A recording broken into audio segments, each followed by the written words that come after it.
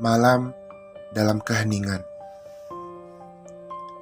Hembusan angin dan terangnya cahaya bulan seakan tak ia rasakan untuk sebuah cinta, rindu, dan sujudnya kepada Sang Pencipta. Lampu yang terang, bahkan dinding-dinding yang penuh dengan tulisan kaligrafi bercorak khas Turki, ditambah karpet yang begitu tebal, empuk, dan hangat. Tersirat harumnya minyak kasturi, menjadikan dirinya semakin khusyuk dan hanyut dalam bingkai-bingkai keimanan dalam bermunajat kepada Sang Ilahi. Seusai sholat malam, bibirnya tak henti dengan hafalan-hafalan ayat suci Al-Quran. Tumpukan buku yang menggugah keimanan satu persatu ia selesaikan. Tak ketinggalan rangkaian-rangkaian zikir, tahmid, tahlil, dan takbir bahkan istighfar ia ucapkan 100 kali bahkan lebih. Ia adalah seorang muadzin, mengumandangkan kalimat tauhid 5 kali sehari semalam. Suaranya yang begitu indah dan merdu, bacaannya yang fasih, dan keistiqomahannya lah sehingga banyak orang mengenal dan mempercayai dirinya sebagai muadzin. Saat dirinya khusyuk dalam berdoa, memohon harapan dan ampunan kepada Robnya, air matanya menetes deras di pipinya. Badannya melemas, dan rintihan doanya sungguh-sungguh ia ucapkan. Tetapi dirinya masih tetap larut dalam samudera ilahi.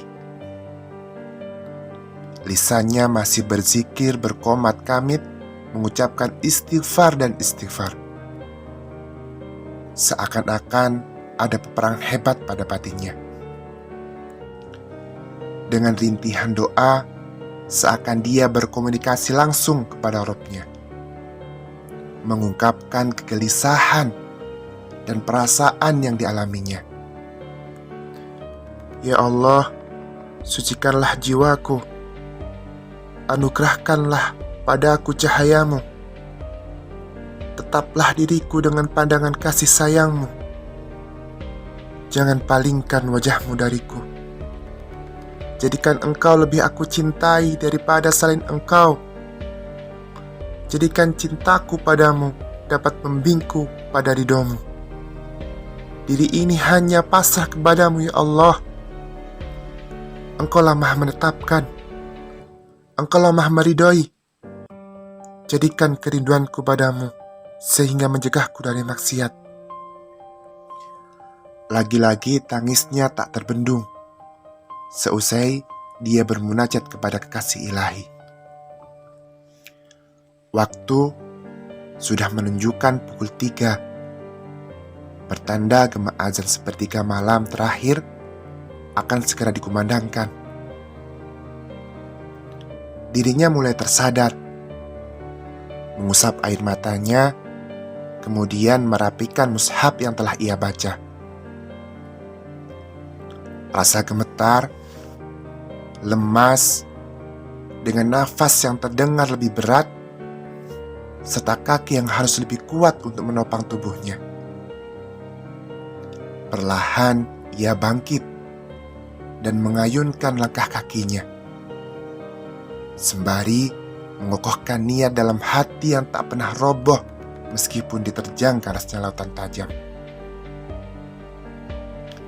Tunduk, khusyuk, dan pasrah di hadapan pemilik langit, bumi, dan pencipta segalanya, hanya untuk mengajak semua orang untuk menuju kemenangan. Berselang waktu azan, tangan yang belum turun dari telinganya, suara yang belum habis sampai pangkalnya, kaki yang melemas, mata yang mulai memudar keburaman. Saat itu juga dia ambruk. Tubuhnya terbanting dan tak sadarkan diri. Tak ada satupun orang tahu. Saat itu keadaan masjid masih sangatlah sepi. Bahkan lampu-lampu belum dinyalakan. Pintu-pintu belum semuanya dibuka. Haki tergeletak lemas di ruangan imam di belakang mimbar. Beruntunglah, tiba-tiba datang seorang laki-laki sepuh dari pintu besar masjid. Wajahnya begitu cerah dan penuh wibawa. Berjenggot tipis dan bergamis abu-abu. Surban terselimpang di bahunya, serta menggenggam tasbih di tangan kanannya. Berjalan pelan-pelan dengan penuh kehati-hatian. Beliau adalah Kyai Dahlan,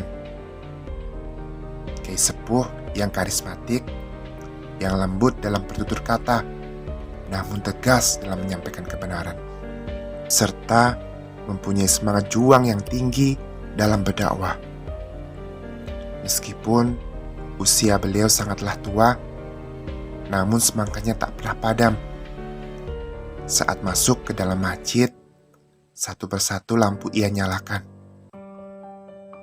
Dan ia merasa ada sesuatu yang aneh, namun tak sekalipun ia menyadarinya.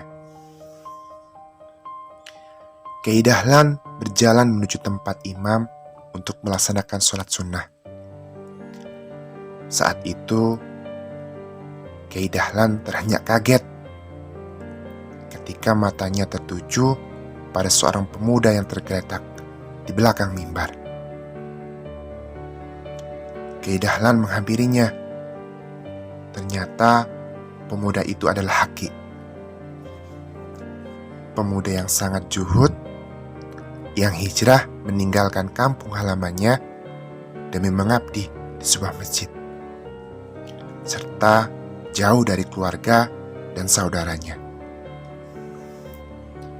Semua yang dimiliki dia tinggalkan hanya untuk memperbaiki dirinya, bertobat akan dosa-dosanya. Masjid adalah tempat bernaungnya. Semua masalah kehidupannya ditaruhkan di sebuah kamar kecil di pojokan masjid yang disediakan oleh marbot sebagai tempat tinggal.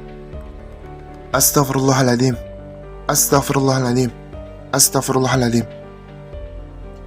Sampai 3 kali Kyai Dahlan mengucapkan istighfar dengan rasa kaget yang begitu luar biasa.